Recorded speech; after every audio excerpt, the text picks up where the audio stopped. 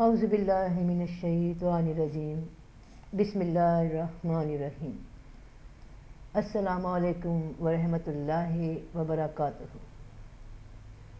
جیسا کہ ہم جانتے ہیں کہ ہماری زمین نظام شمسی کا ایک حصہ ہے جس میں سورج کے گرد 9 عدد سیارے گھوم رہے ہیں۔ ایسے ہزاروں نظام شمسی سے مل کر ایک گلیکسی بنتی ہے اور ایسی کروڑوں گلیکسیاں مل کر گلیکسیوں کا ایک مجموعہ بنتا ہے جو گردش میں ہے۔ جب ہم اپنی زمین سے باہر نکل جاتے ہیں تو وہاں کے وقت کا معیار مختلف ہو جاتا ہے اور بہت اوپر جا کر ہمیں ماضی، حال اور مستقبل ایک طرح کے نکات نظر آتے ہیں۔ ہمارا ایمان ہے کہ نبی کریم صلی اللہ علیہ وسلم کو جو معراج ہوئی وہ معراج جسمانی تھی۔ جب حضور اکرم صلی اللہ علیہ وسلم کو دنیا کے اقطار سے نکالا گیا تو وہاں زمان اور مکان کچھ اور تھے۔ آپ صلی اللہ علیہ وسلم نے بہت دیر تک وہاں قیام فرمایا اور سیر بھی کی۔ جب حضور اکرم صلی اللہ علیہ وسلم کو واپس بھیجا گیا تو آپ کو ماضی، حال یا مستقبل کے اوقات میں سے کسی جگہ پر اتارا جا سکتا تھا۔ یہ سب اللہ تعالیٰ کی مرضی کے مطابق ہوا اور آپ کو نقطۂ حال والے وقت پر اتارا تو آپ کا بستر اسی طرح گرم تھا، دروازے کی کنڈی ہل رہی تھی اور وضو کا پانی اسی طرح بہہ رہا تھا۔ روحانی کائنات کی حدود کا تعین کرنا ممکن نہیں۔ اس کی حقیقتوں کا علم نہیں ہوا کہ یہ کائنات کہاں تک پھیلی ہوئی ہے۔ ابھی تک سائنسدان بھی آئے دن نئے عالموں کو دریافت کر رہے ہیں۔ کئی ایسے ستارے بھی موجود ہیں جن کی روشنی ابھی تک ہماری زمین تک نہیں پہنچی۔ جیسا کہ روشنی کی سپیڈ کا علم بتایا جاتا ہے کہ وہ 1,86,000 میل فی سیکنڈ سے چل رہی ہے اور دنیا کے فاصلوں کو طے کرتی ہے، مگر نور جو ایک خاص قسم کی روشنی ہے اس کی رفتار کا ابھی تک علم نہیں لگایا جا سکا۔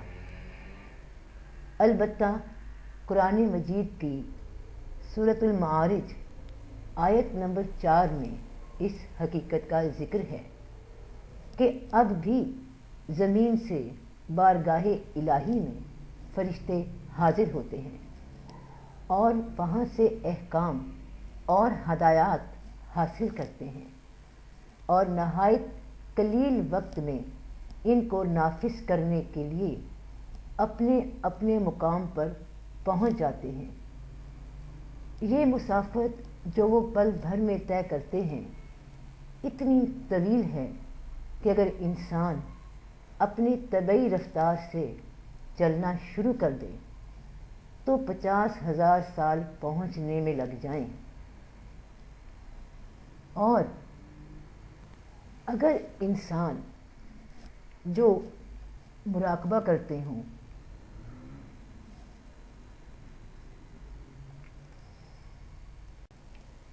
یہ روشنی کا سفر، یہ نور کا سفر کبھی کبھی انسان کو مراقبے کی کیفیت میں عطا ہو جاتا ہے۔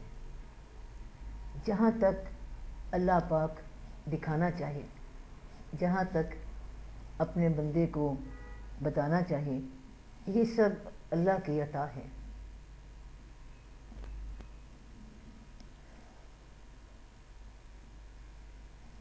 کیونکہ جو حالت یا کیفیت مراقبے کے دوران انسان کے ساتھ ہوتی ہے، میرا مطلب روحانی جسم سے ہے، کیونکہ مراقبے میں روحانی جسم، روحانی آنکھیں، روحانی کان، خیال کے کان، سوچ کے کان اور روح کی آنکھیں، یہ سب کیونکہ عمل میں حرکت میں ہوتی ہیں، تو اس مقام پہ کئی بار ایسی کیفیات سے انسان دوچار ہو جاتا ہے جسے روحانی واردات بھی کہا جاتا ہے، جہاں پہ یہ دنیا کا وقت، یہ زمان و مکان سے انسان یک لخت غائب سا ہو جاتا ہے۔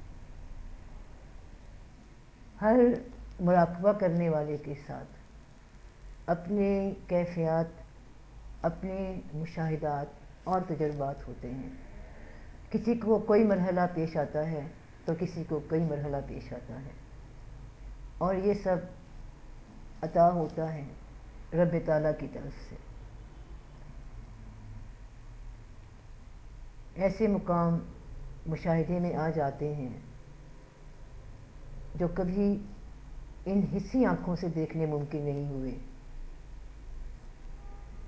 اور ایک ہی جگہ پر بیٹھے ہوئے مراقبہ کے دوران محسوس ہوتا ہے کہ جہاں ہم ہیں وہاں نہیں ہیں۔ خیر، یہ سب مشاہدات، کیفیات ہر انسان کے ساتھ اپنی اپنی ہیں۔ فی امان اللہ۔